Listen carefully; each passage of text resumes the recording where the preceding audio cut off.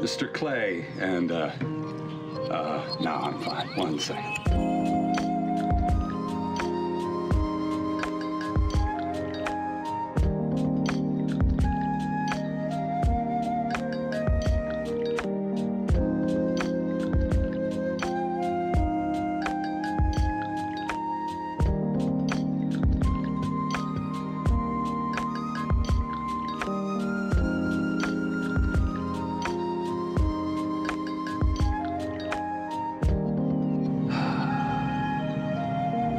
That sounds great.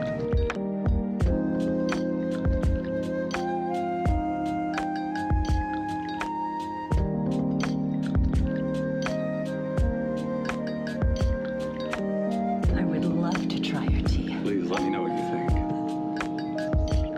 It is delicious. Only grows here.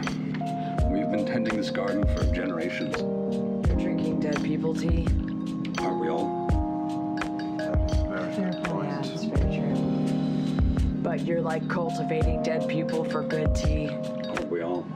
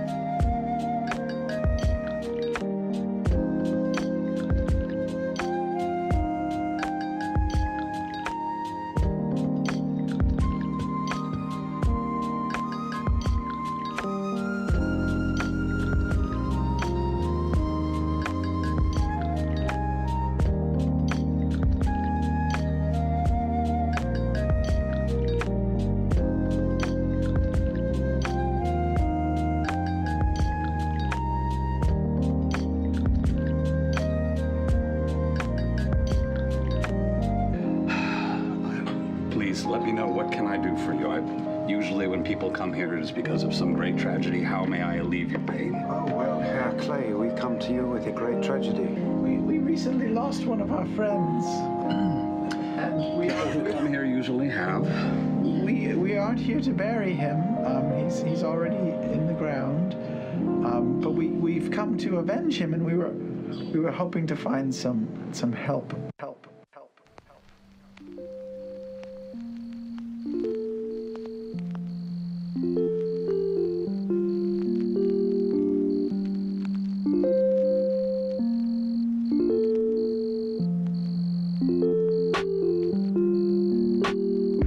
Yeah, this is a place where we take the dearly departed, people who have done well and people who have lived good lives, and we put them into earth that has been touched by the Wild Mother, and in turn she grants them with beauty and splendor and sometimes tea.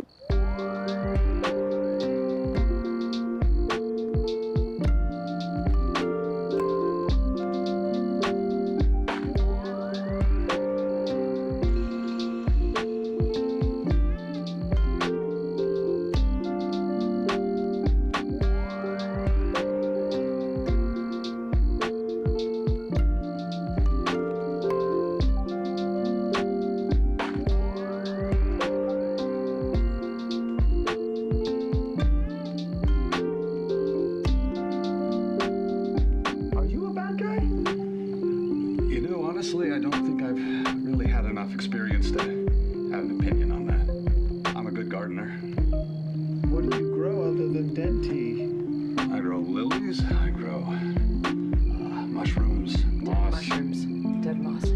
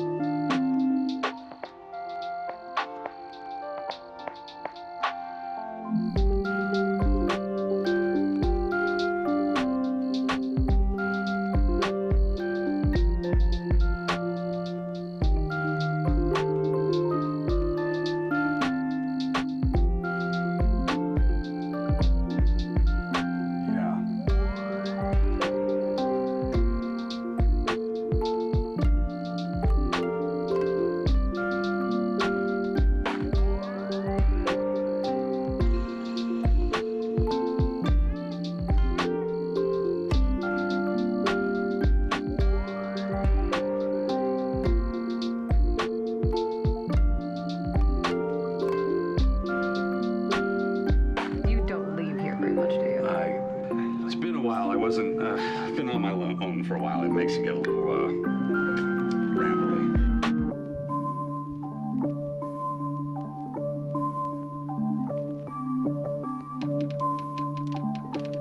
Have you ever been in nature? Yes. Violence is extremely natural.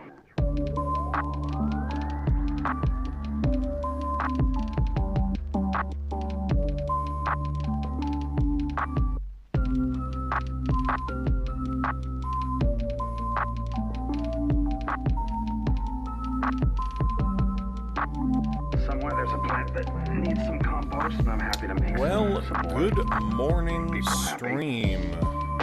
Hello and welcome to VlogaNovel on my channel VlogaNovel, where, in case you hadn't heard, I vlog novels.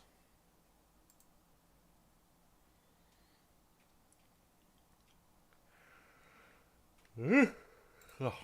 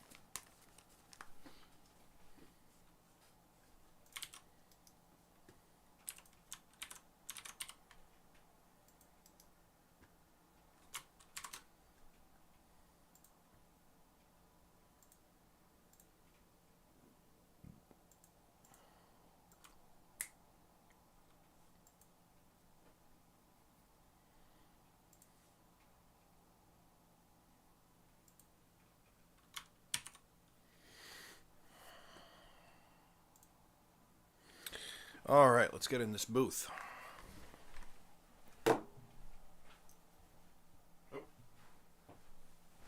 Should probably change the view, shouldn't I?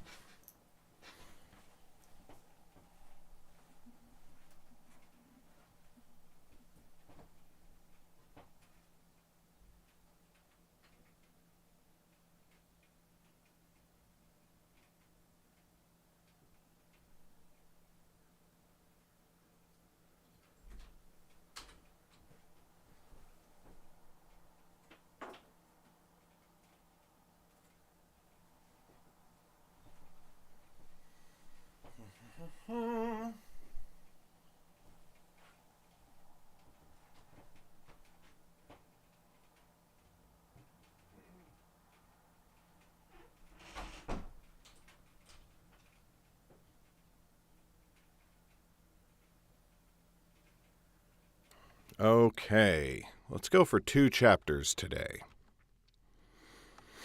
I think we're ready.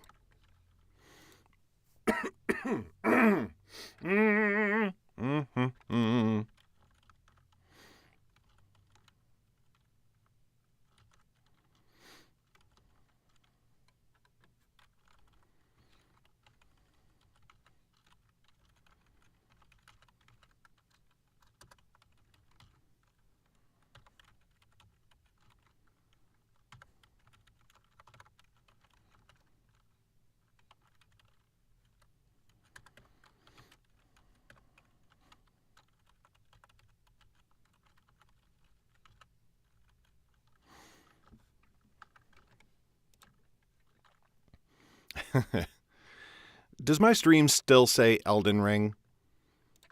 Twitch, please. Please, Twitch. Would you just switch to what I tell you to switch to?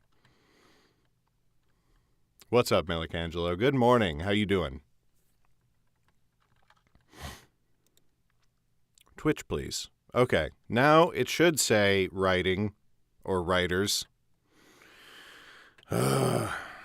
It can be a little bit twitchy sometimes. Maybe that's why they named the website that. All right, Yerrin, recording day 7, starting as always with 30 seconds of silence, beginning now.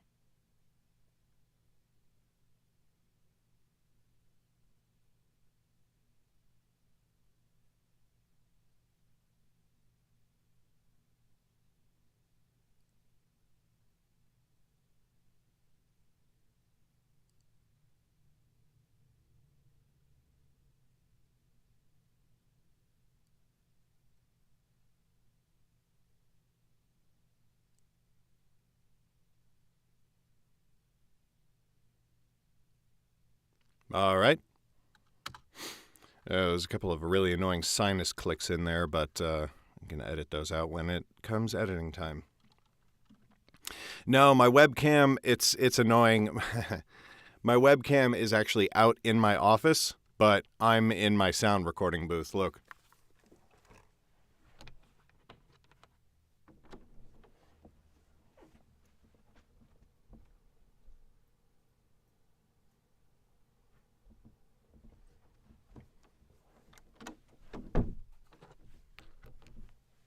I actually need to get a second webcam for in here, but I just haven't made it happen yet. Hey, morning, Cameron. How you doing? All right. Starting with chapter 9. A little bit of coffee.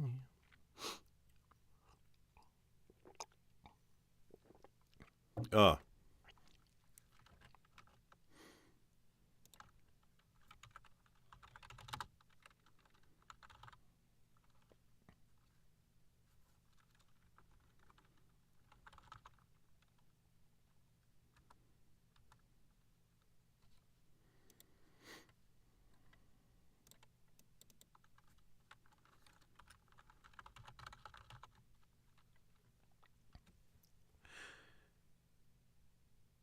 Chapter 9.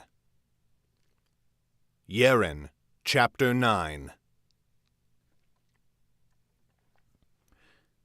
The next morning they found Weil no more excited about their proposition than they had expected.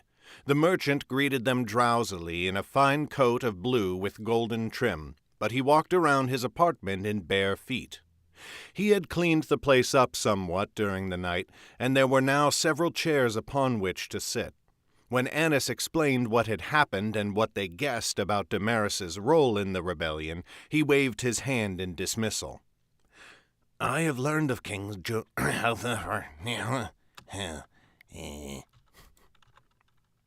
Excuse me.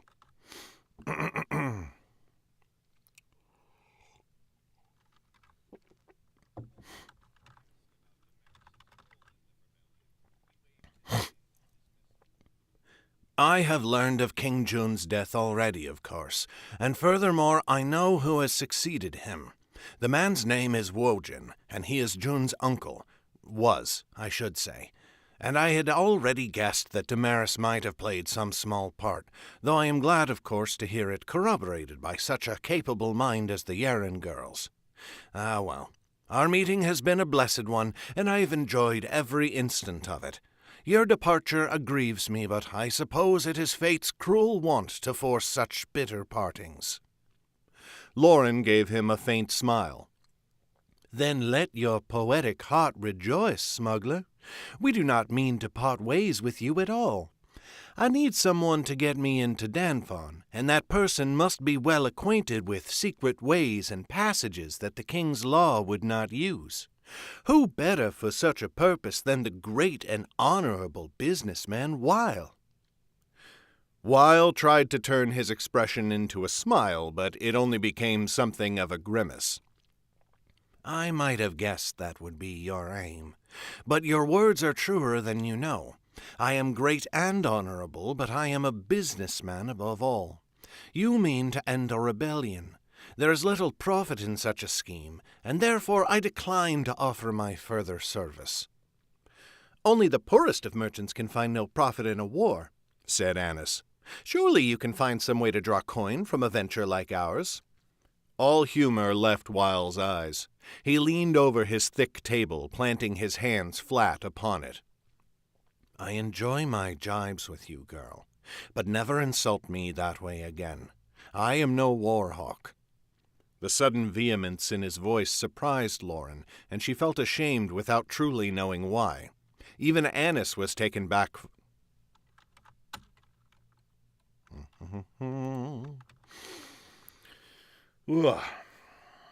Hey, morning, Lady Temeraire.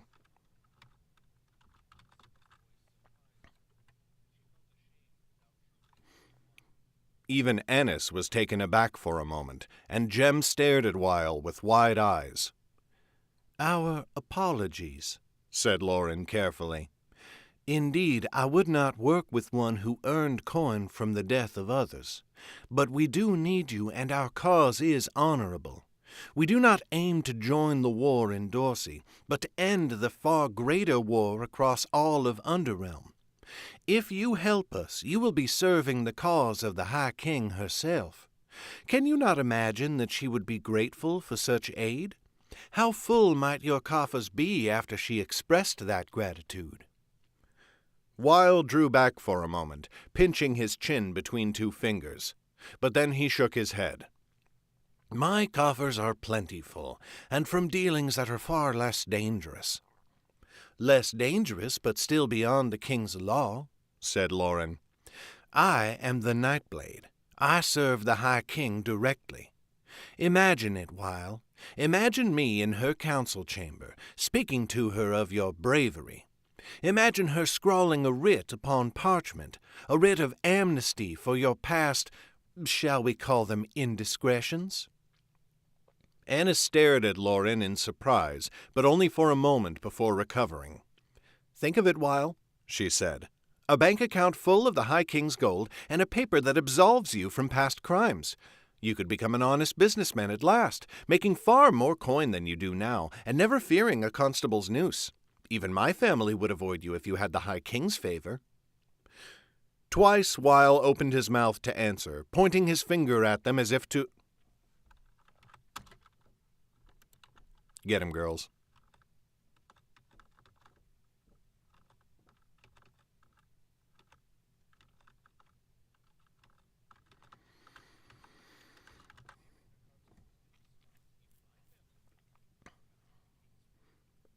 Twice Weil opened his mouth to answer, pointing his finger at them as if about to present a counterpoint.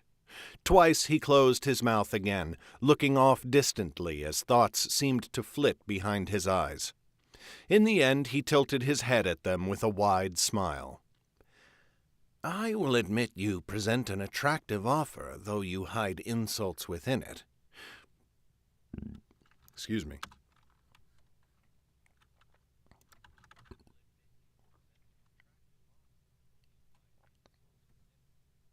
I have always been an honest businessman, but in this you have changed my mind. My heart sings at the opportunity to be of further service to Her Majesty. Lauren sent Chet and the Mystics to fetch the last of the supplies they would need for the journey. When they had gone, Weil brought out 11 lockboxes full of gold coins to pay for her magestones. Each box was made of iron and had a small latch at the bottom, through which a lock could be placed. All the locks had the same key, which Lauren took from Weil and put in her coin purse. Each box held 4 rows of 25 gold weights each, and they were packed tightly with velvet so that the coins did not jingle when the boxes were moved. Annis insisted on opening all of the lockboxes to verify their count, and Weil seemed to take that as a great insult. As though I am a swindler, he complained. As though I would have lived this long in my line of work if I had acquired a reputation for shortchanging my customers. Annis inspected the lockboxes, and then the pile of gold weights that would go directly into Lauren's coin purse. She pointed at the pile.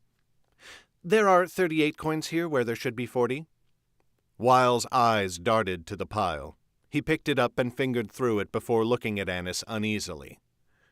An honest mistake. My apologies. He put the pile down and pulled not 2 but 6 extra coins from the purse at his belt. By way of amends, he muttered. Most excellent, said Annis, clapping her hands. Let us store them for travel, then. Lauren and Jem had stood silent through the whole exchange, gawking at the money before them. More than 1100s of gold weights. Before leaving the Birchwood, Lauren would have laughed at the thought of a single person owning that much wealth.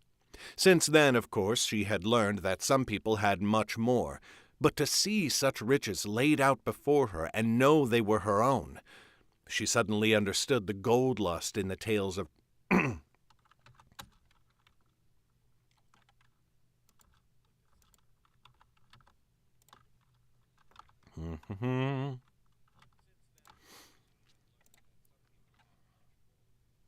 But to see such riches laid out before her, and know they were her own, she suddenly understood the gold lust in the tales of Bracken, the old storyteller who came to her village in her youth. They closed the lockboxes, and Lauren put 6 of them in Midnight's...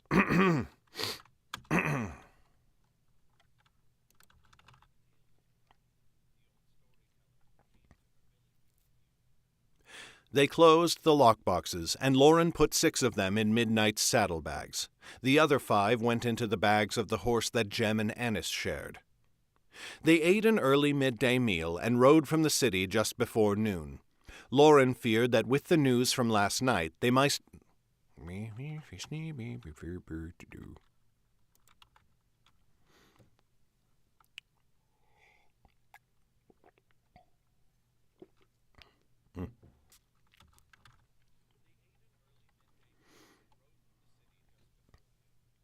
Lauren feared that with the news from last night they might face extra scrutiny at the gate, but the guards waved them on. "A good thing, that," said Uzo, after they had passed well beyond earshot of the gate. "I do not think it will be wise to flash our mystic badges any longer." "Why?" said Jem. "The mystics have no quarrel with Dorsey," said Jem. That double said Jem, though. Gara, what you doing?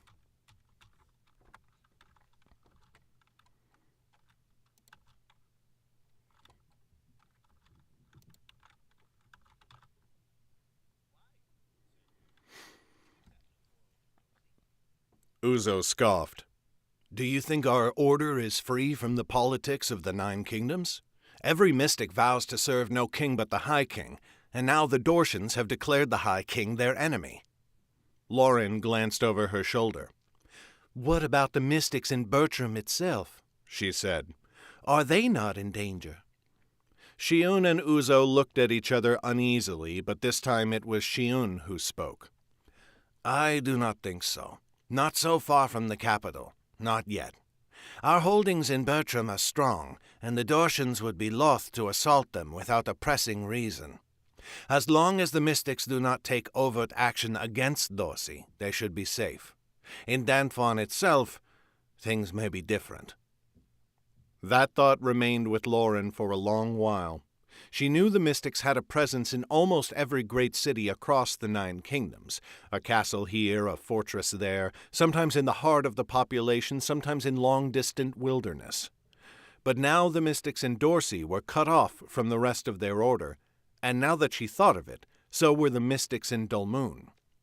For 3 months now, they had been isolated in a kingdom at war with the High King. If the mystics here now faced a brittle peace, could such peace have lasted so long in the very heart of a treacherous nation? Some referred to the mystics as the 10th Kingdom. Many in their ranks had held great power before donning the red cloak, and if unified, that power would be no less than that of a true king. Yet Lauren saw now that their power was scattered all across the 9 lands. It would be near impossible to consolidate it in order to achieve any end, great or small. Sometimes she was not sure of her own feelings towards the mystics. Some, like Jordell, served high ideals.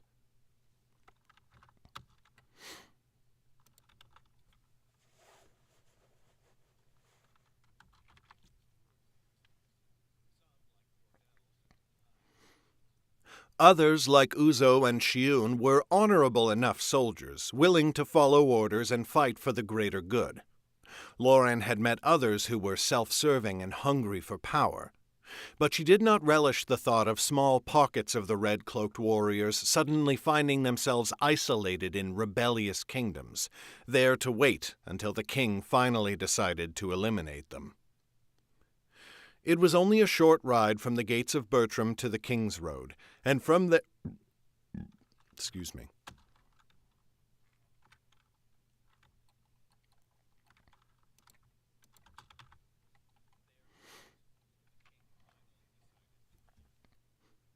It was only a short ride from the gates of Bertram to the King's Road, and from there they pushed their horses as hard as they dared. They ate their supper in the saddle, only stopping once the sun was well below the horizon and its last light faded from the sky.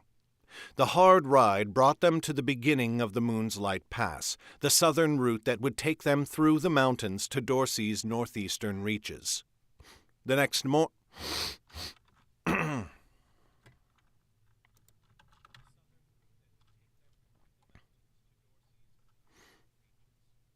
The next morning they climbed into the great rocks themselves.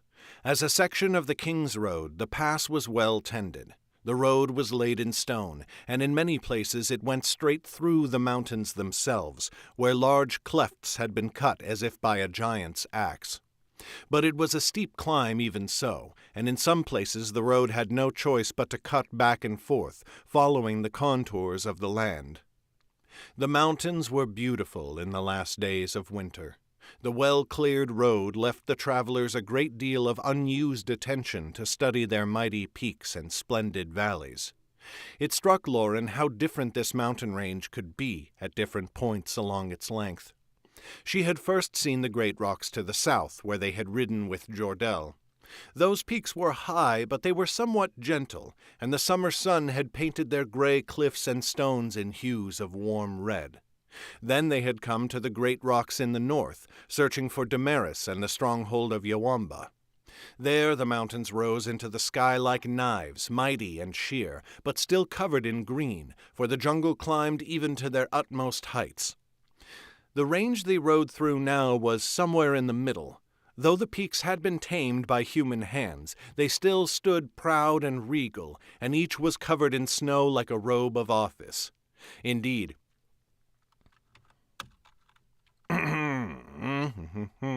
Indeed. Oh.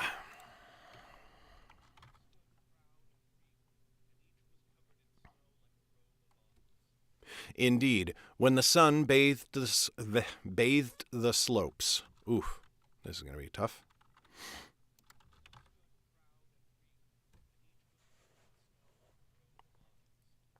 Indeed, when the sun bathed the slopes in amber at the beginning and ending of the day, Lauren was reminded of the white and gold of the High King, and she wondered if this might be the place from which those colors had been drawn. The day's end found them in the town of Midgar, which meant way-stop in the ancient tongue of Dulmoon, from the days when Rena Sunmane had conquered this land in the name of the first High King. It was an entirely appropriate name, for the town had been built for the sole purpose of being a place for travelers to rest as they rode the Moon's Light Pass. There was a mystic stronghold just outside the town, a little farther up the slope of the mountains, as though it had been placed there to oversee the town. Lauren stared at it as they entered Midgar. The shape of the stronghold was all too familiar. They had seen one just like it in the southern Great Rocks. Jordell had told her that all ancient mystic strongholds were alike, so much so that he would know the placement of every stone within it. It was still disconcerting to see the truth of his words. They stopped at one of the town's more modest inns. Midgar had several, and for a moment Lauren had the wild thought of staying at the finest of them. She had a great deal of newfound coin, after all, but she doused the thought in an instant. She had riches yet.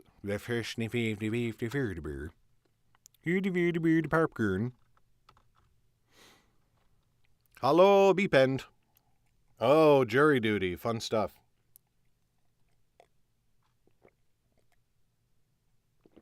Oof.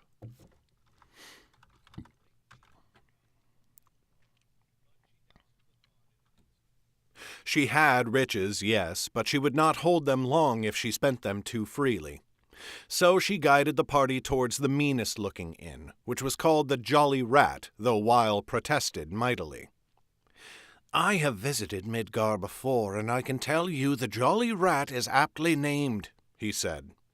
"The rats are so jolly because they are well fed, and that is because the innkeeper lets them run freely through her kitchen and the guests' rooms. Let us board at the Silver Boar instead.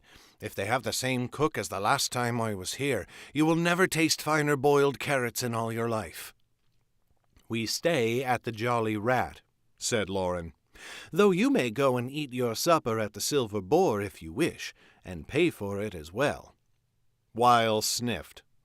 I am no beggar.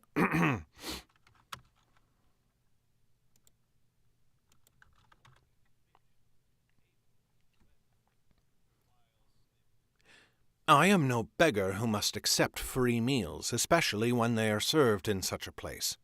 I will indeed eat at the Silver Boar and stop by the Blue Door afterwards into the bargain. Lauren flushed. The Blue Door was known across the Nine Lands as the sign of a house of lovers. She had not thought there would be one so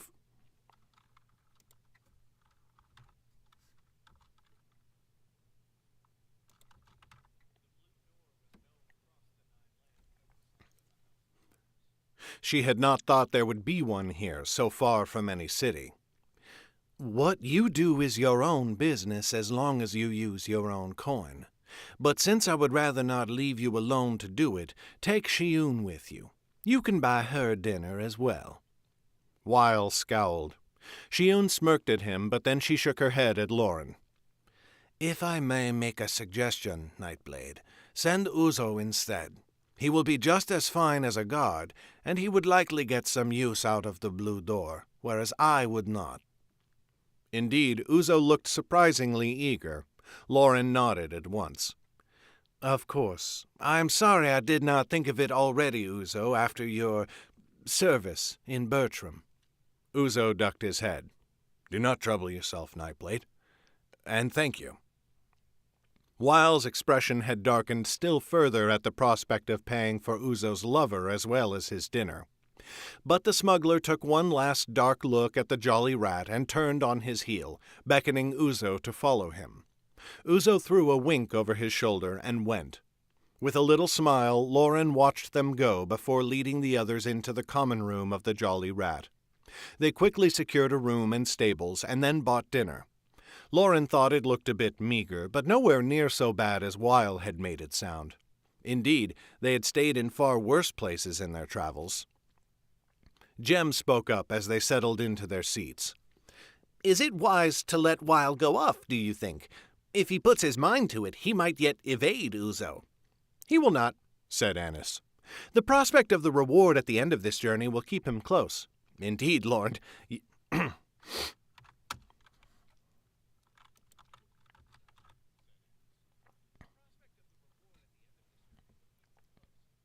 Indeed, Lauren, you offered him more than I would have. A royal pardon is not something easily obtained. Lauren shrugged. I am not wise in all the politics of the 9 kingdoms, yet it seems to me that whatever small mischief Weil has gotten up to here in Dorsey, it pales in comparison to the threat of the necromancer and the rebellion. If he can help us deliver Damaris and even the kingdom of Dorsey, I do not doubt that Her Majesty will grant him a life as an honest merchant. And if she does, she will have removed a smuggler who traffics in illegal goods, said Shiyun. He may even begin to pay taxes on his dealings, furthering the king's and the High King's might. It is the wisest of generals who can defeat an enemy by turning them into a servant. Lauren laughed at that, as did Jem. But Annis did not join them, and now stared morosely at her meal. Lauren saw it and leaned over, placing a hand on the girl's shoulder. Annis, she said, is something wrong? The girl's head jerked up, and she shook her head too quickly.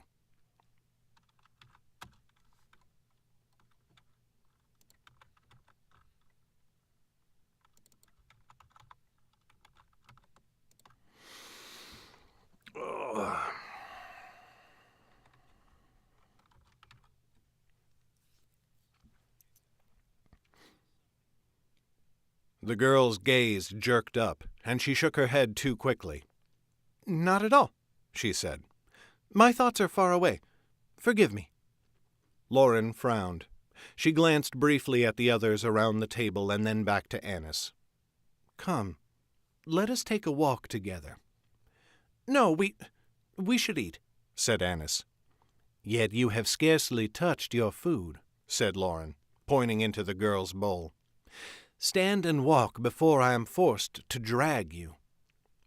They rose and left Chet, Jem, and Shiun to their meal, fetching their cloaks and stepping out into the wintry night. Annis gasped at the chill and rubbed her arms. "Step lively," said Lauren. "You should get the blood flowing. It will loose whatever words you have bottled up inside yourself."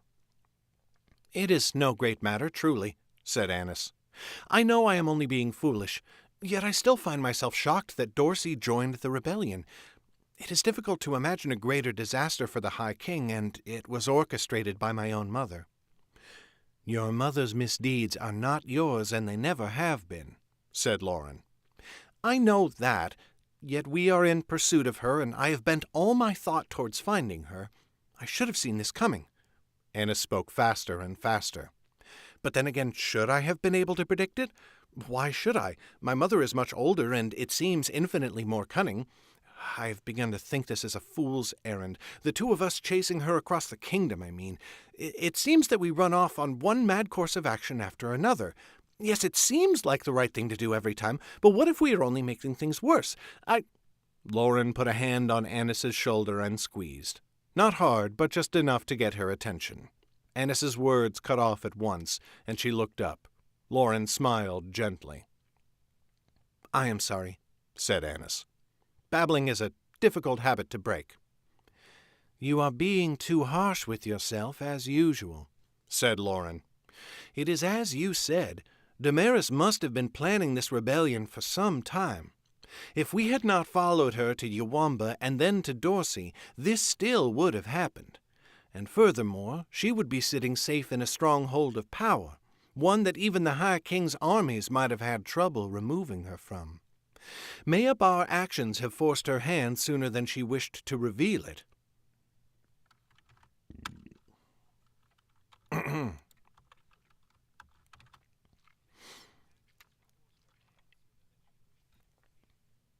"Her strength now, and the strength of the Dortian rebels, is likely less than it would have been if we had not remained on her trail, nipping at her heels."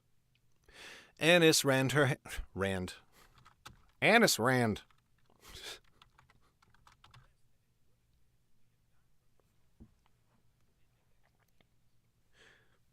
ran her hands through her hair, mussing it for a moment before pulling it back into place. "You are right, of course. And these things are what I keep telling myself. But after such a long pursuit with nothing to show for it, I'm becoming a bit discouraged." At those words, she glanced back at the inn. Lauren frowned, and then she thought of Jem sitting inside. She shook her head and wrapped an arm around Annis's shoulder, pulling her close. "It would be good to have some sort of victory," said Lauren. "I agree with you there. Let us hope that one is just around the next corner, or the next turn in the mountain pass, as it may be." Annis looked up at her and smiled. "Thank you, Lauren. But now let us go inside and finish our meal before I either starve or freeze to death. I am not sure which would come first, and I have no wish to learn." Lauren chuckled and led her back inside the Jolly Rat.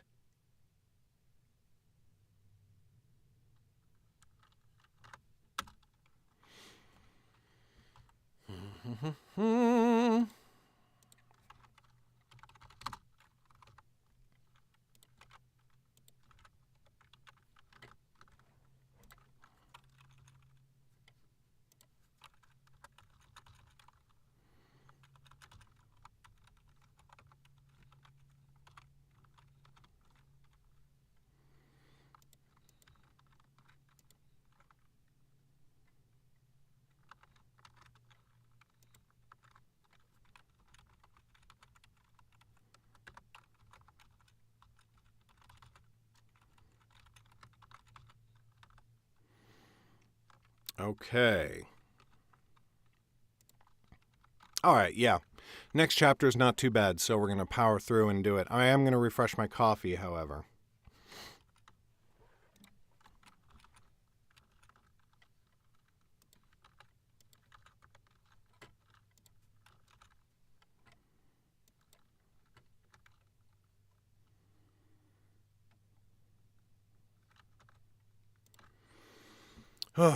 Hey, what's up, Swiftness? Be right back, everyone.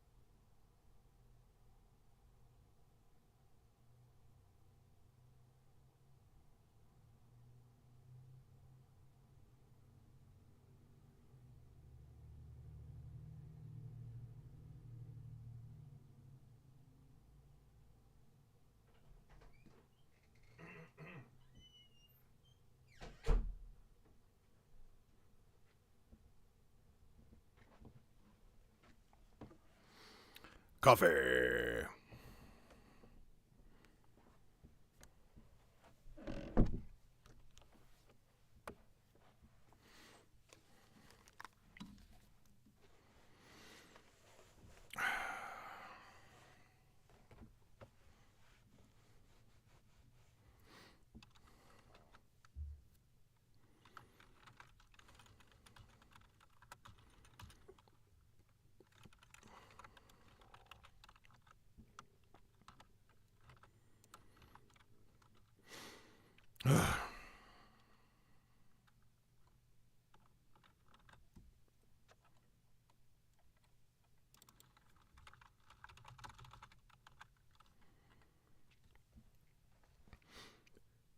Chapter 10.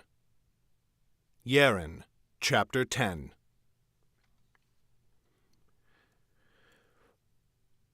On the third day of their journey, they rode down the other side of the Moon's Light Pass to find the city of Danfon laid out before them.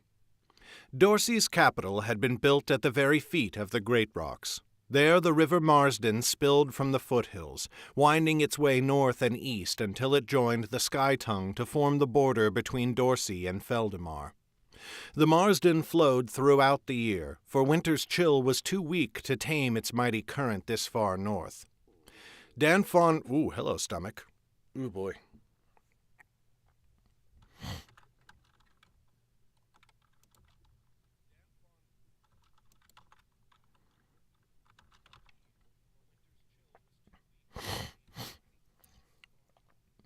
Danfon sprawled wide across the landscape on both sides of the river, and beyond its walls, farmlands reached almost to the horizon. Lauren had traveled the countryside east of here and knew it for a brown and arid place, but here the soil was rich and loamy, and it gave the capital a fine yield. They paused as they reached the final bend in the pass out of the mountains. Now they stood on a flat place in the land that seemed built for the sole purpose of observing the city, which seemed only a stone's throw away. The streets, like Bertram's, were laid out in neat rows that crisscrossed each other in a simple pattern. Near the western walls was the king's palace. Its red tile roofs were free from snow, either because they were swept by attendants or because their height left them more open to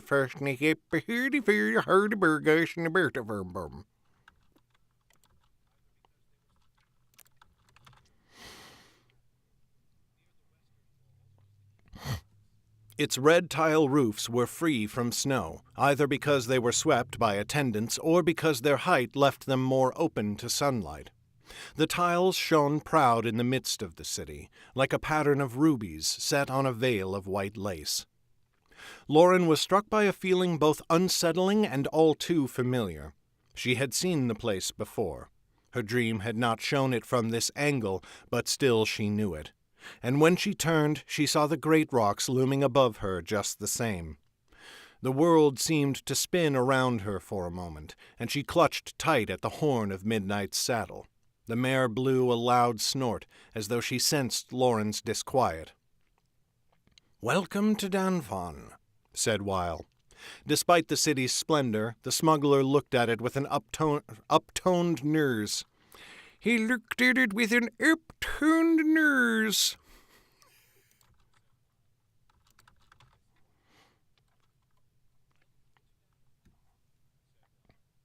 Despite the city's splendor, the smuggler looked at it with an upturned nose and a frown. "A city that I thought not to visit for a long time, if ever I'd returned here. We will ride around it to the river on the other side." That distracted Lauren from her thoughts, and she frowned at him. The East? Why? Weil arched an eyebrow at her. "Did you not hire me to sneak you into the city unnoticed? There are secret ways that only I and others like me know of, and I mean to lead you to them. But they cannot be traveled on horseback. To the east is a town called Yenkang, and there I know a man who will care for our steeds while we see to our business in the capital. We should reach the town just after nightfall, and there I suggest we remain for the night." "We should enter the city overnight," said Lauren. "Doubtless we will attract less notice that way." But Annis shook her head. "The capital will be in turmoil after the death of King Jun. said the girl. "This new king, Wojin, will have established a curfew. We will attract more notice if we are on the streets after dark." "Just so," agreed Weil. "And as for the secret passages, we are no less likely to be seen there after nightfall than during the day. Thieves and scoundrels, for so I am often called, very unjustly, do not keep the same hours as more honest folk." After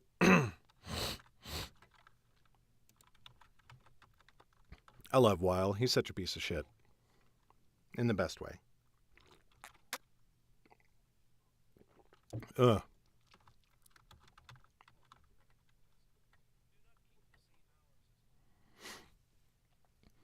After they came down out of the mountains, Weil led them off the King's Road to a smaller course-way that curved through the farmlands. The plots of land were all sunken into the earth, and there were no people out working them. Lauren knew little of farming, but at home in the birchwood there were many crops that could be planted even in winter. This stillness was strange to her. "What do they grow here?" she said. "Rice mostly," said Weil. "They will begin planting a bit late this year, for winter has lasted longer than it usually does.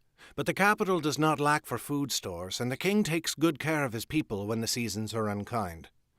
He paused for a moment and shrugged. "Or at least King Jun did.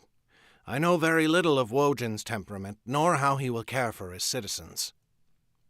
Lauren scowled, and her hands tightened on the reins. "I am surprised to learn that the Dortian king cared so much for his own subjects. He gave little enough thought to the suffering of other kingdoms." Weil glanced at her. "You were no admirer of Jun, I take it?" "I did not know his name until only recently," said Lauren. "Yet if he was the king of Dorsey, then no, I had no love for him." "You refer to Welmont, I assume," said Weil. Lauren jerked in her saddle and looked at him. Weil nodded. "Your Selvan accent gives it away, and that is something you should try to rid yourself of, by the by. It is always better when others cannot guess everything about you simply from the way you sound." "Why does everyone insist I have an accent?" growled Lauren. "How can I rid myself of it if I cannot even hear it?" "Surely you can recognize that your voice is different from mine, and from the Yerrin girls," said Weil. "Even the boy's voice is harder to place than yours. In any case, you do yourself no favors with your concern for Dorsey's border squabbles. The Battle of Welmont was little more than an over-enthusiastic war holiday for our great king. Former king, I should say." "You say those words easily," said Jem quietly. His gaze was far away. "But we were in the city when it was attacked. It was far from a holiday." Weil only shrugged, increasing Lauren's irritation. "Battles rarely seem so to those who experience them, which is why I make a habit of avoiding them. But all manner of mad rumors have been spun around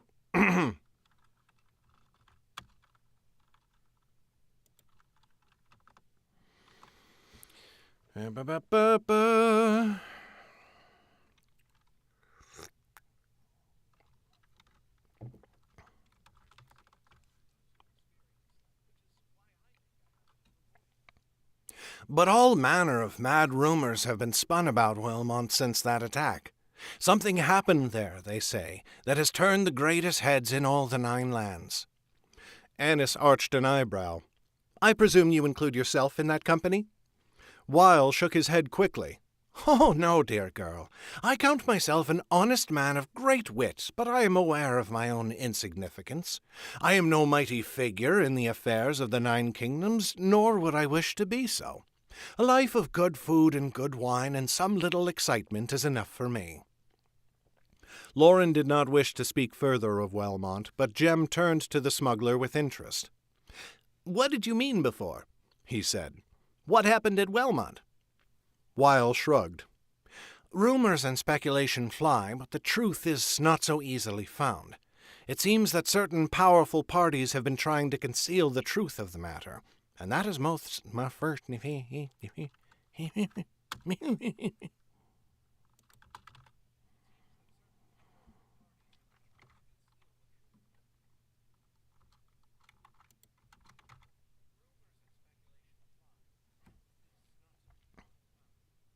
It seems that certain powerful parties have been trying to conceal the truth of the matter, and that is most interesting. I do not suppose you noticed anything unusual while you were there?"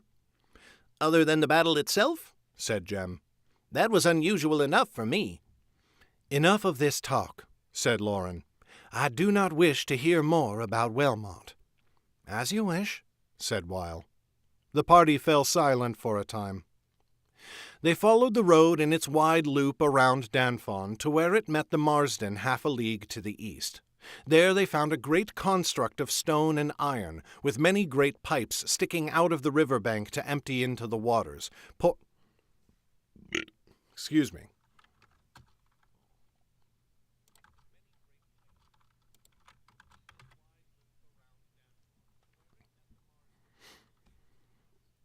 There they found a great construct of stone and iron, with many great pipes sticking out of the river bank to empty into the waters, pouring a steady stream of refuse. The smell of it struck them hard even in the cold air. Jem turned away and pinched his nose, shoulders heaving. "There you have it," said Weil. "The secret passages. Danfon's sewers are some of the best in the 9 kingdoms, and one can get entirely lost inside them. Which means, of course, that it is easy to avoid being found." "Sewers," muttered the boy. "I had hoped I had escaped sewers forever when I left Cabris." Weil laughed and shook his head. "For those who skirt the King's Law, sewers are like a second home. You should enter a new line of work if you seek to avoid them." Uzo glared at the smuggler. "We are the King's Law." Weil gave Lauren a broad wink. "Of course you are." He turned them away from the sewers and took them back to the road, which went east for a ways before turning south to reach the little town of Yinkang. The sun had disappeared over the great rocks by the time they reached it, and twilight had set in. Yinkang had no wall, and so they came unchallenged to its streets. Weil took them straight to the inn. It was a small, nondescript building with only 1 floor, smaller than the stable at its rear.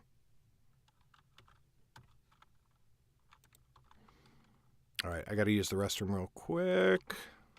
BRB.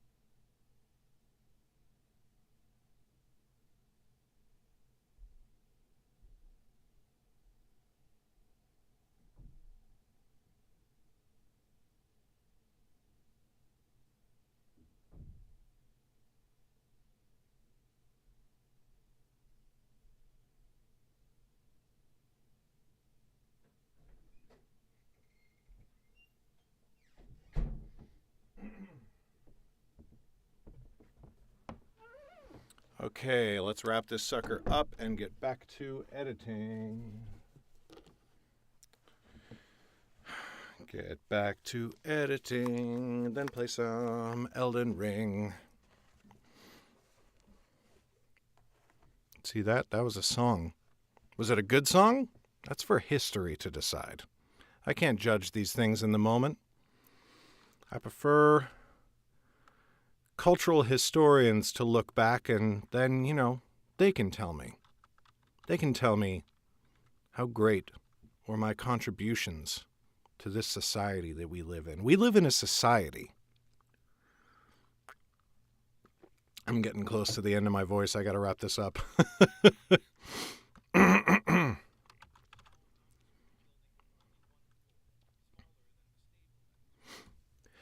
Many travelers like us leave their mounts here while they do business in the city, said Weil.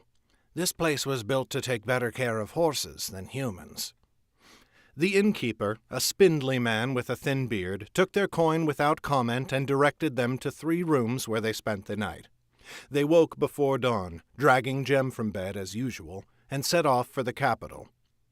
It was an hour's brisk walk to the sewers. A small staircase led down from the riverbank to the opening of the pipes, but there was no platform leading directly inside. They had to take a few precarious hops from the end of the staircase along the water's edge before they could get a handhold on one of the pipe's edges.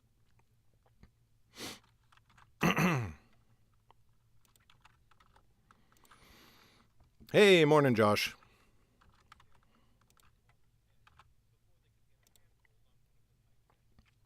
One by one, they pulled themselves up and into the dark tunnel. Lauren helped Annis make the climb, but Jem leaped up by himself, eschewing her help. His foot slipped, and his shoe came down in the sludge with a splash. "Ugh!" he cried, lifting his foot up. "What do the people of this city eat? That smells 10 times worse than the sewers of Cabris." Weil flashed an easy smile. "We spice our foods well in Dorsey, and nowhere more so than in the capital. Alas, our concern has never been what some foreigner will think of the smell of our shit." Annis blushed at the smuggler's frank words. Weil seemed not to notice, and he led them on through the sewers without a pause.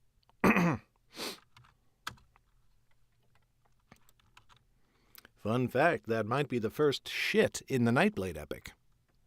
Now, as a historical note, many shits had already been written in the Academy journals before this time.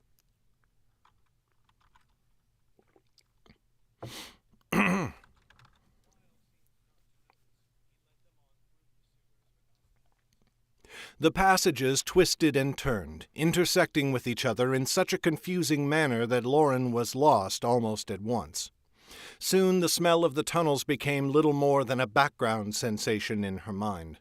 She focused on keeping one hand on the wall and her feet out of the muck that ran just below the narrow walkway. After a time, she became aware of a noise. It grew steadily the farther they walked, a low, murmuring hum that echoed gently from the stone walls around them. Soon she placed it. It was the sound of many voices, human and animal both, as well as the low rumbling of wagon wheels. They were under the city. "Have we passed beyond the walls?" said Lauren. "When will we surface?" "Soon enough," said Weil. "But I do not want to lead you back into the sunlight in the middle of some busy thoroughfare. It would not do to have King Wojan's soldiers catch sight of us climbing out of the sewers in the middle of the street. There are back alleys where no one will observe us." "And the smell will be worse there, I imagine," grumbled Jem. Lauren shushed him. The smuggler was as good as his word, and soon he led them up a ladder that took them into the open air. They had been in the sewer for hours by that time, and Lauren gasped at the smell of cool, fresh air again. She could almost taste it on her tongue, and it seemed sweeter than honey. Weil paused for a moment to get his bearings. "There is a place not far from here where we may settle in," he said. "The innkeeper always has a warm bath ready with perfumes on hand, and she knows better than to ask me very many questions." They came to the inn shortly, and Lauren paid for their rooms. Some of the patrons in the common room turned their noses up as the party walked through, and the innkeeper offered them baths without being asked. They took turns, for there were only 4 tubs, but Lauren commanded them to hurry. "I wish we had not spent a night in Yinkang," she told them, "and I want to make up for it by getting straight to work." Excuse me. Almost done.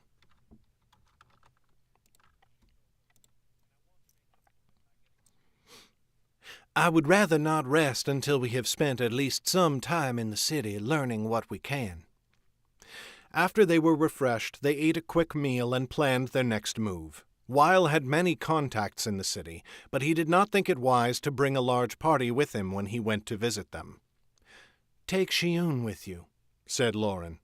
Weil put a hand to his breast, frowning. "Do you not trust me? I would neither run off on my own nor betray you, for I have always been—" "An honest businessman, of course," said Lauren, raising an eyebrow. "My assurances, smuggler, that she will only be there for your own protection."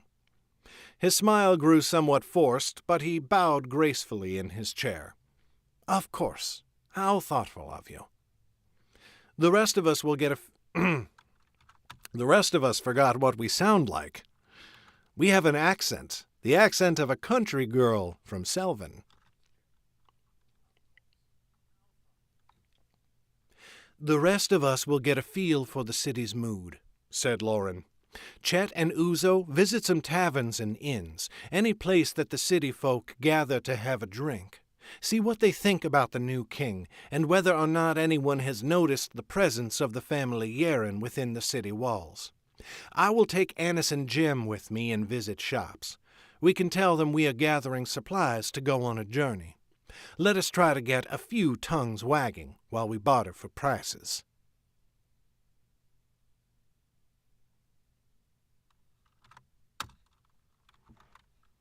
Oh.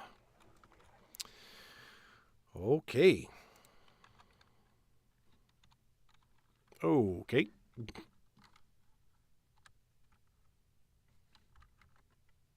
Oh my God. There we go.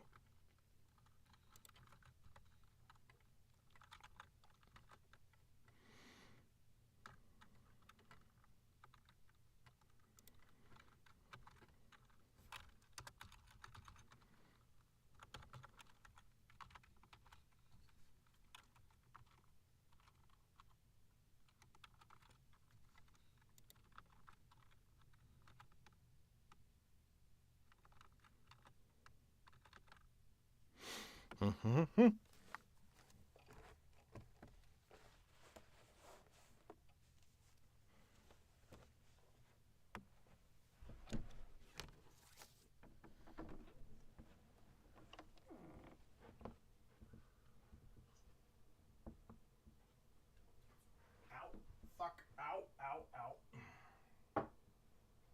2 chapters, we did it.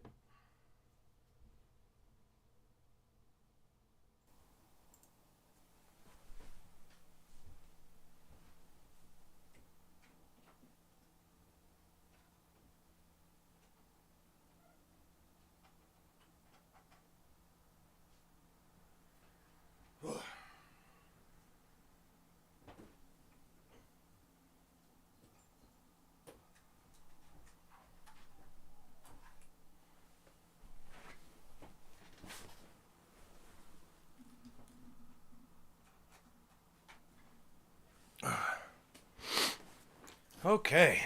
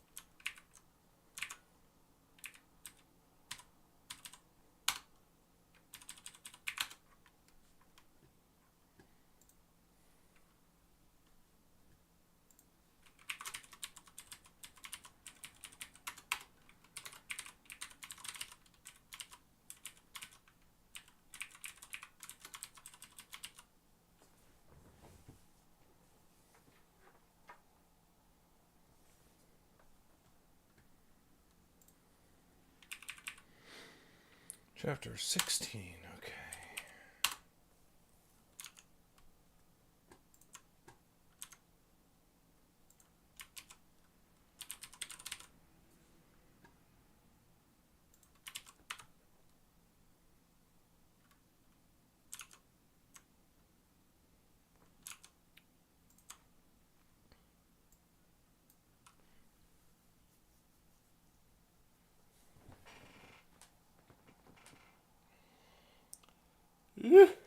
Ugh.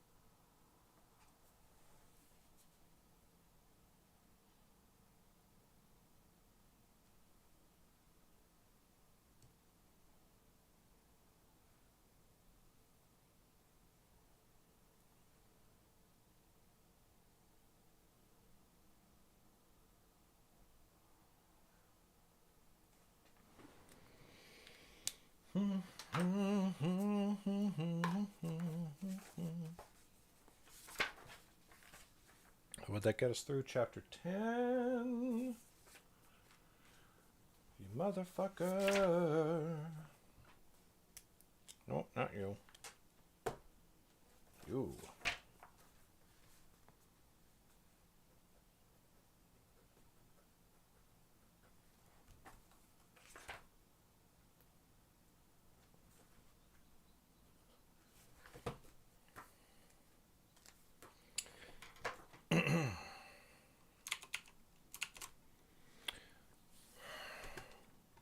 Hey, Lady Timur.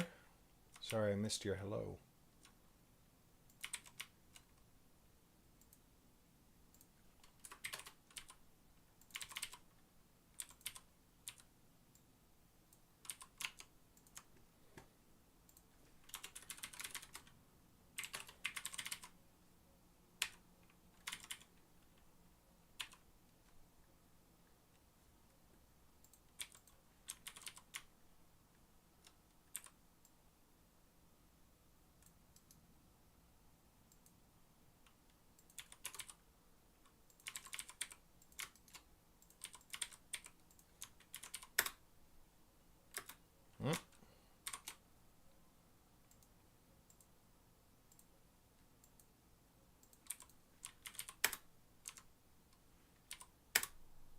Chapter 16. Of the rest of that evening I wished to say little, so let us resume the tale after some time had passed. After a while, Yue went to Kuhn's council. When she returned, Mag and I learned that Kuhn had assigned her as sergeant to another squadron of soldiers in Tu's company. But to our dismay, Yue would not tell us much of what else they had discussed, for Kuhn had commanded her to secrecy. All she would say to us was that the army would march west in the morning. "West?" said Mag. "Why west?" "Because that is where the shades were going, as best I could tell," said Yue. "But there is nothing to the west," said Mag. "Dorsey's large cities are all to the south and Feldemar's to the north. These are wildlands." "I only know where they are heading," said Yue, shrugging. "I know nothing more of their aims than you do." The next day, Kun turned his march away from the rising sun, and now that he had some definite idea of our enemy's movements, he pushed his troops hard. We found ourselves on a forced march, and suddenly Mag's and my experience with campaigning became invaluable. A fighting force lives a very different life on the march than at home. Wise officers give their soldiers a routine, and wise soldiers follow it. Though it may sound silly, lives may be lost because of the smallest of forgotten details. A battle may turn because you did not build a tent line straight, which led to an injury in the night which held up the march for an hour, which allowed your enemy to surprise you.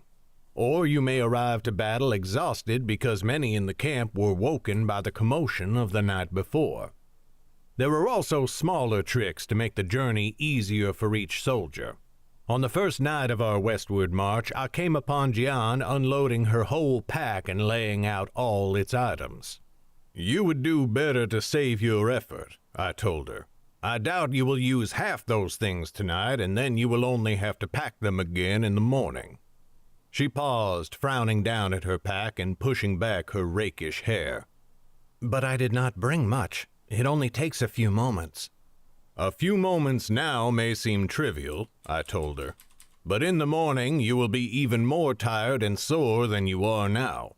Then you will throw your things haphazardly into your pack, which will bounce on its straps all day, tiring you further."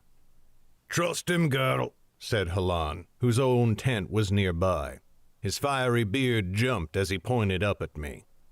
"He's legged more leagues and fought more fights than even me, though he be younger."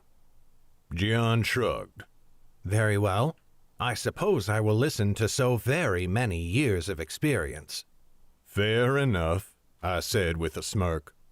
I went on down the line to inspect the rest of them, giving Halan a nod of gratitude as I went. He waved it off with a smile and began to clean his new spectacles. Mag and I impressed these little details upon our squadrons as best we could. I noticed that when we did, Tu listened attentively as he stroked his goatee. Before long, I caught him passing our words on to the other sergeants in our company. I suspect he even conferred with the other lieutenants and passed them the same information, for I soon noticed most of the army doing as we had instructed our squadrons. A hard march through the day under Kun's watchful eye, and a tent shared with Yue at night. Life had taken on the routines of the mercenary days of my youth, and I found myself not displeased. At the end of the Scene break, 2.5 seconds of silence. My God.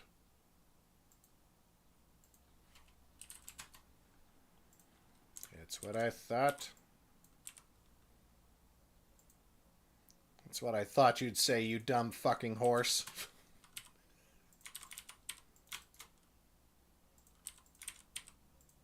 Not displeased. At the end of the day after Yue joined us, we made camp at the northern edge of the Carweld Forest. Mag had been quiet throughout the day. I wondered if she was thinking of Xuanyu, the village where she had grown up. It was just there, just a little ways into the forest. As we had ridden throughout the day, I'd kept an eye to the south. Whenever I saw a road or a hunting trail, I wondered if we could have followed it south until it reached Mag's old home. We could not take the time to visit now, of course. Kun would never allow it, and we were on contract now.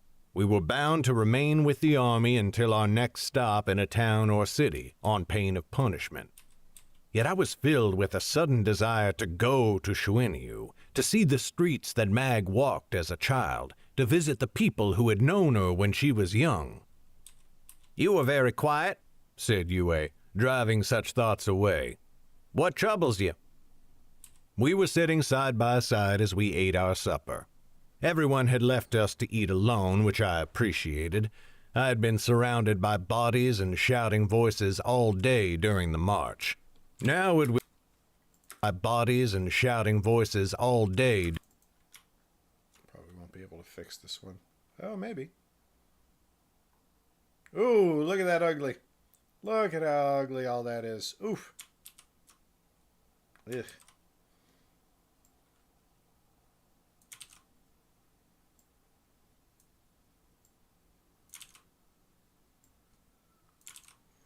You ugly.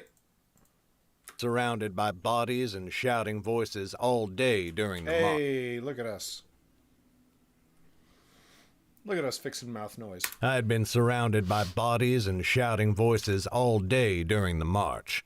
Now it was quite pleasant to take in a quiet moment with Yue's comforting presence by my side. The evening was milder than they had been of late. Though the sky was dark with clouds, there was no rain, and we had found a log to give us a dry place to sit, free of the slushy snow that covered the ground. "Oh, nothing very important," I answered, glancing around to make sure Mag was not near. "That forest there is called the Carweld. Mag grew up in a town there, and I wondered if she was homesick." Yue snorted. "Strange. It is hard to imagine her growing up anywhere. Something about that woman feels eternal, as though she sprang out of the ground full grown." I shook my head. "You exaggerate. But then you were not the first to do so.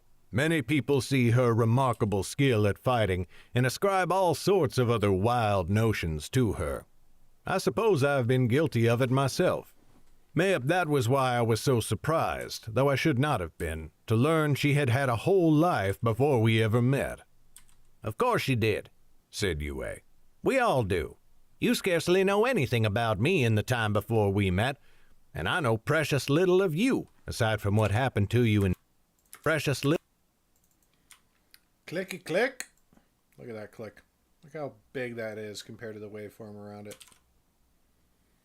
Bye, motherfucker. "And I know precious little of you, aside from what happened to you in Northwood. Though I imagine you were a troublemaker even before food, and you happened to you in Northwood. Though I imagine you were a troublemaker even before then."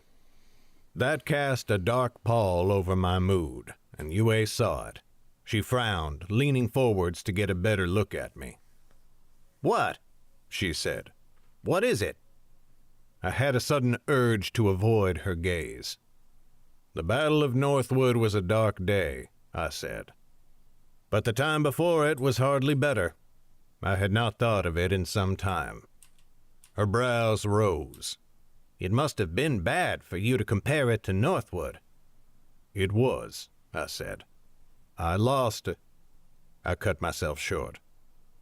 "It was," I said finally. Yue waited through a long moment of silence. Then she nudged me with her elbow. "You lost what? Your favorite dog?" Oku's head came up, but I ignored him. "No, nothing. I should not have said anything, least of all now." Despite my reticence, Yue seemed to hear much in my words. "Ah," she said carefully, leaning back, her hands on the log. "You lost someone. Someone special?" I placed a hand on her knee and finally looked her in the eye. "Forget it," I said. "I'm enjoying myself now. There is no need to dwell on the past." "Alburn, you are allowed to have had lovers before me," she said. "I had many before you." "Of course you did. Of course we both did. But it hardly seems the thing to talk about now, does it?" She shrugged. "And why not? If their memory lingers, I do not mind you speaking of them to me, if it helps." I sighed, reaching up to scratch at my stubble. I had not had a chance for a proper shave since we left Taitu. "Nothing lingers. It is fine. I've spent enough time thinking about him. I'm ready to look ahead. Sky above, how can I complain? It is nothing like Mag in Northwood, losing the love of her." My words choked off. I tossed my head back and forth, failing to convince even myself that my mood was light. Yue, who did not seem fooled in the slightest, leaned closer and fixed me with her gaze. Again I could not meet her eyes. "Alburn, whoever he was, you do yourself no favors by trying to convince me he was unimportant." I think you are trying to pretend for my benefit, but if so, you are a fool. Ours is not some moons-flying romance, you astonishingly foolish man. I'm not looking for such a thing anyway. At least not now. Certainly not with someone who still holds a torch for their last lover. Of course not, I said. I know that. You and I are simply... it is... enjoyable, said Yue, with the slightest smirk. So enjoy it. Let yourself feel what you must, and when that feeling is sorrow, take comfort in me. She stuck her tongue in her cheek. I plan to take comfort in you. I just started to take a pull from my wineskin, and now I almost choked on it. Sky above, Yue, I gasped. There we are, said Yue. Now come, I'm tired after another long day's march, and I want to get to sleep early. She stood and reached down to pull me up, but not too early. I sighed and let her lift me to my feet. Fine, I said, but only for your sake. I will take no joy in this. I'm about to make you a liar, she said, heading for the tent. But before I followed her, something caught my eye. I looked to my left and saw Mag standing there. She was a little apart from Dryleaf and our squadrons, who were all clustered around a fire, listening to the old man tell a story. Nikau and Orlo were there, the lovers distracted from business by whatever tale Dryleaf was spinning. But Mag did not seem to be listening to him. Her back was straight, her arms at her sides, and her gaze was fixed unerringly on the Carweld. I knew from long experience that she could hold her body still as a statue when she wanted to, but now I saw a twitch in her hands. They hung loose and open, and her fingers would jerk forwards and then back, forwards and then back. She did not see me. I doubted she saw anything but the darkness beneath those branches. Almost I went to speak with her, but Yue called out to me, and I turned to follow her into the tent at last. Brown chicken the brown cow, as they say in the industry. Which industry? Well, I think we all know the answer to that question.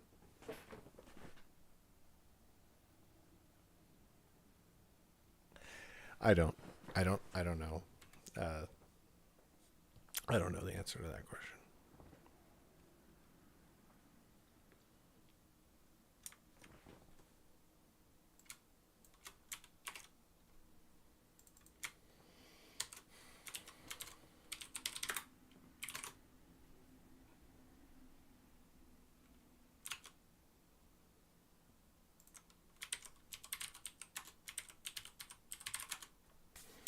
Uploaded a file.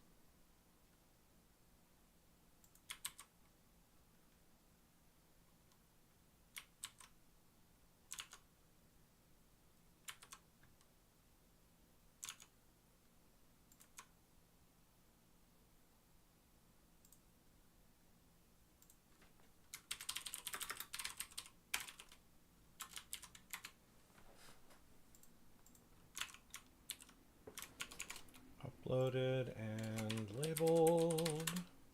Perfect. Done.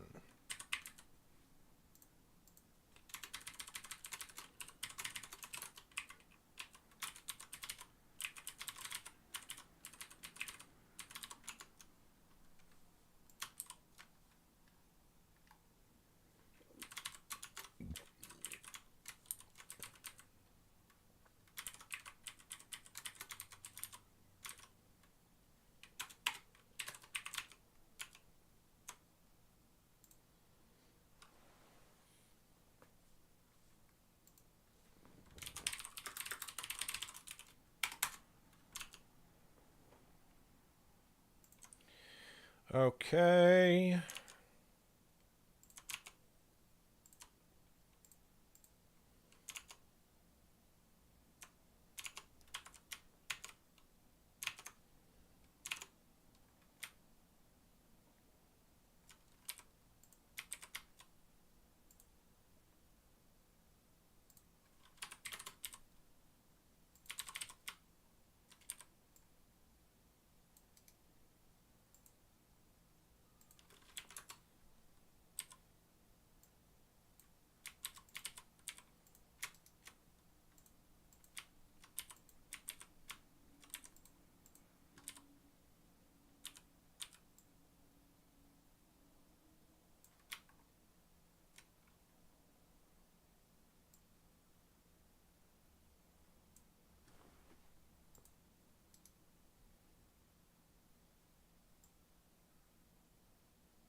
There we go. All right, quick restroom, and we will do the next chapter.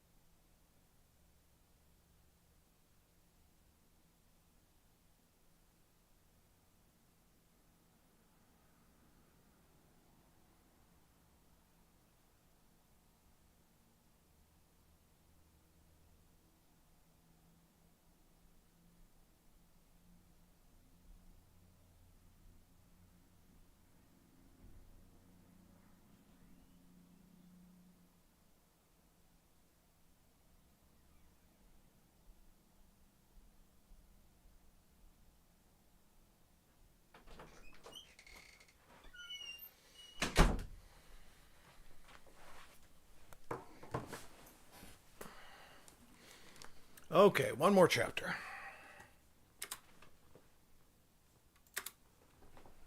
Chapter 17.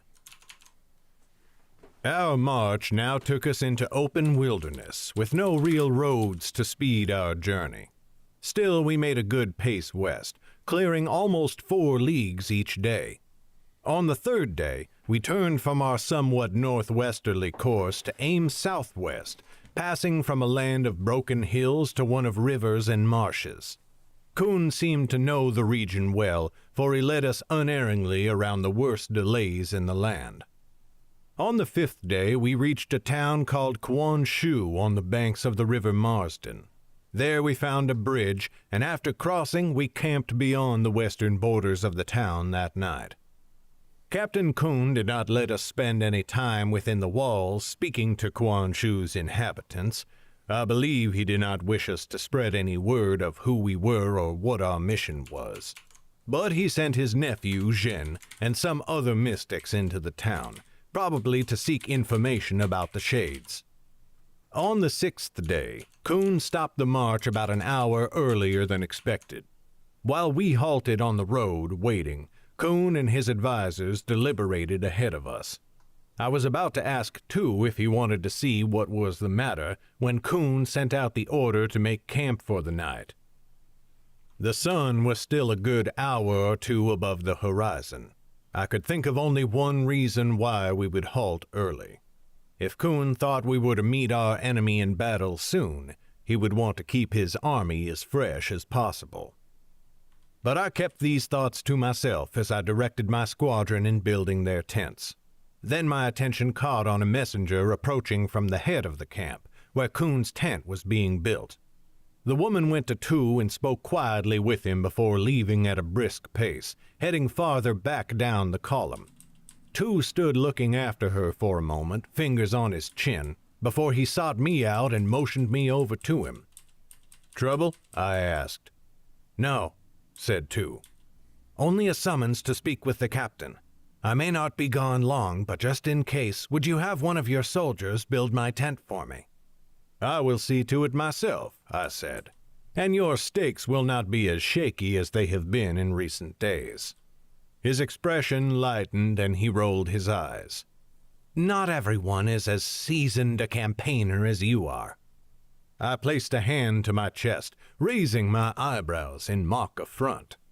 "A jibe at my advancing years! I thought you a better man." Tu chuckled seemingly against his will and flapped a hand towards his pack. "Just build the tent." "Of course," I said, smiling. The smile lasted until he was gone, and then a worried crease came to my brow. My thoughts were troubled as I built Tu's tent and then my own. And then I knelt to light a fire after Chausaku brought some wood. Tu finally returned as the last light was fading in the sky. His face was grim as he approached me by my fire. "Get Mag and Yue and come speak with me," he said. "Yes, sir," I said, and went to do as he had bid. When I found Mag, she and Yue were sitting with their squadron and eating. Dryleaf was there with them, as were Nikau and Orla. The lovers spent time with us every night, at least for our evening meal, before they went and plied their services among the army. Yue, it seemed, was in the middle of a tale about our fight with the vampires. "And then they split up," Yue was saying as I approached. "Split up, the fools! Unfortunately, Albern was the one to find me, which meant I had to save my own hide. The vampire got a good chunk of my shoulder with its claws, but I managed to shove it into the flames and burn it to death." "After I had already pierced it with an arrow," I put in. Yue looked up, the surprise on her face too exaggerated to be genuine. "Albern, I did not see you coming." I said. "I'm afraid you must finish your tale later. The lieutenant needs us." The mood of those around the fire darkened in an instant. Without a word, Mag and Yue got to their feet. But as Yue was stepping away, Dryleaf reached up and took her hand. "Should I come with you?" he asked. "Tu is in a hurry," I said, "but I promise we will speak with you after." Dryleaf nodded. "Very well. I eagerly await it." Then he turned to the rest of those sitting by the fire. "And in the meantime, mayhap I should tell you my part in this tale of the vampires. It was quite amusing. Albin was so impressed with my wisdom that he thought I could see without my eyes." Orla wore a joyful expression. "I would not be surprised, dear one," she said, gently rubbing the back of his hand. "The sky bestows many blessings on those who command the magic of tale spinning." A few chuckles rang out behind us as we walked away. I smiled ruefully in the growing darkness. Why do all your stories seem to make me the butt of the joke? Yue slapped my rear end. "Because you are so excellent for—" Yue slapped my— Oh, clicky click.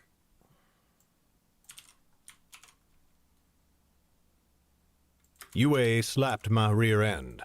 "Because you are so excellent for the role." My face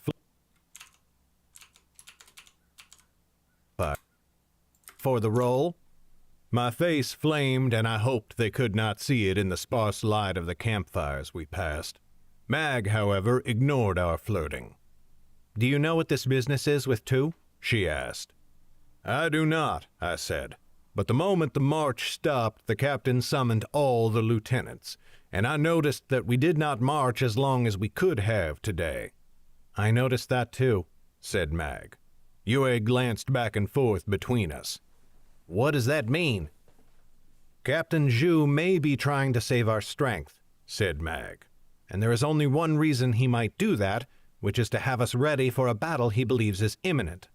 Yue sighed. "I see. Let us see what Tu has to say before we consign ourselves to gloom," I said. "There may be another explanation." There was not. "The captain believes we will meet the enemy soon," said Tu, skipping any preamble. "We have stumbled upon signs of the Shade's march." We stood there in dour silence, Mag, Yue, me, and the other two sergeants in Tu's company. They were both mystic knights, but for the life of me I can no longer remember their names. "They are marching in the open," I said at last. "That is unusual from what we have heard." "So it is," said Tu. "But they are both in the open and not, you might say. These are wild lands. It is unlikely anyone would see them, and less likely that anyone who saw them would know what they were seeing." "Where are they coming from?" said Yue. "The captain has a theory," said Tu. "Recently there have been rumors of Dorshan raids into Feldamar. King Alim of Feldamar has sought reparations, but King Jun knew nothing about the raids, and he refused responsibility for them. Diplomats on both sides were trying to sort the situation out. Now the captain thinks he knows the truth. These attacks were carried out by the Shades. They posed as Dorshan soldiers to foment discord between us and Feldamar." Mag and I glanced at each other again. "That seems a sensible guess," said Mag. "We have had several encounters with the Shades so far, and they are fond of getting others to do their fighting for them." "And so now we expect to meet these Shades on the field," I said. "The captain thinks so," said Tu, "and in very little time. We do not know their destination, but we mean to keep them from reaching it." "Good," said Mag.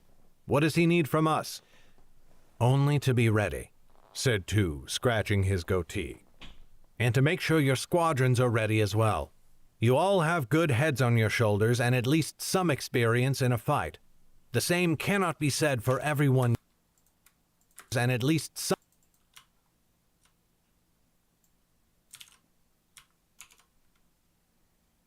your shoulders and at least some experience in a fight.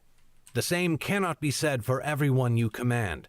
See to their readiness. Prepare them for what is to come." "Easy enough," I said, but immediately I winced.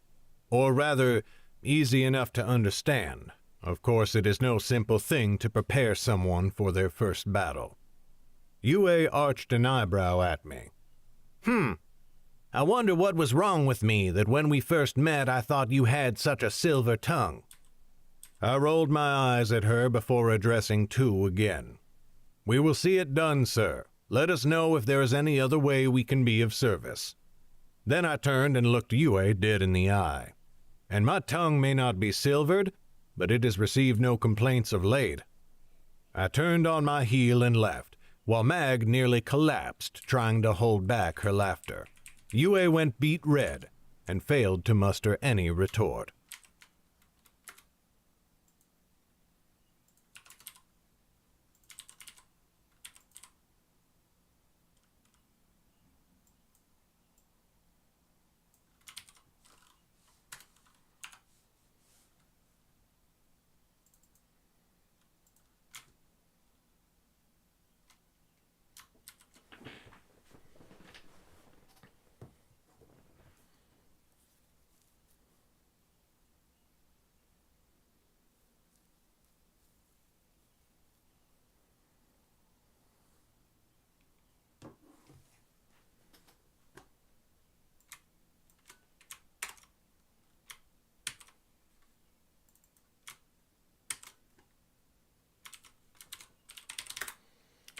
Chapter 17.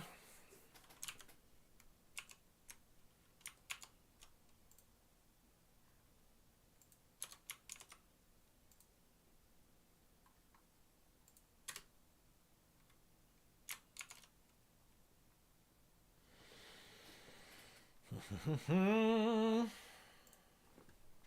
right, I'm going to have to wrap here for the day.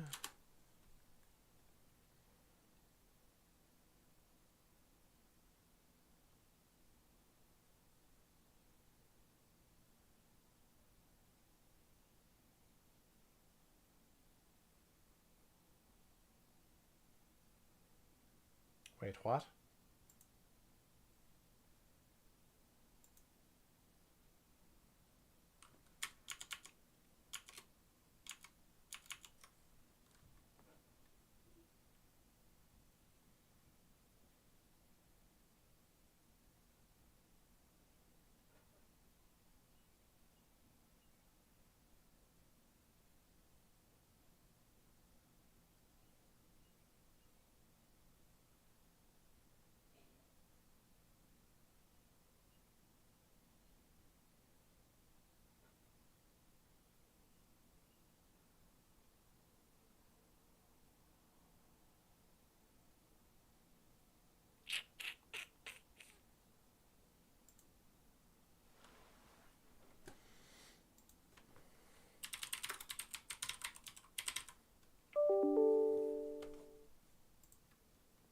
Uploaded and good. Uploaded and labeled.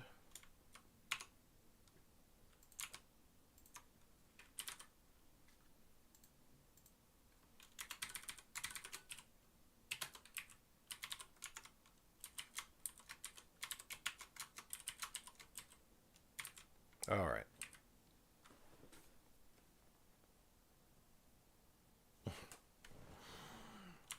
Not quite an hour on either project. That's so annoying. Okay, let's see. Who are we rating today? Can we raid Cypher? I don't know if she's allowing raids yet. Okay. We're going to throw a little raid over to Cypher, who is an awesome TTRPG creator and also game streamer, variety streamer, and all sorts of stuff. So she's super cool. We like her a lot. And in particular, with all the BS that's been going on the last couple of years with creators of color online, a lot of that harassment's been targeted at her. So I've been trying to, she actually had raids turned off for a very long time because of it. So now that it looks like she's got it turned back on, I'm going to try to prioritize her stream for a little bit because we like her a lot and I want her to have a good time and to have more people follow her and support her. So say hi to her for me. And I will be back on with another stream early tomorrow morning. Until then, thanks for coming and hanging out, everyone. I will catch you next time. Bye.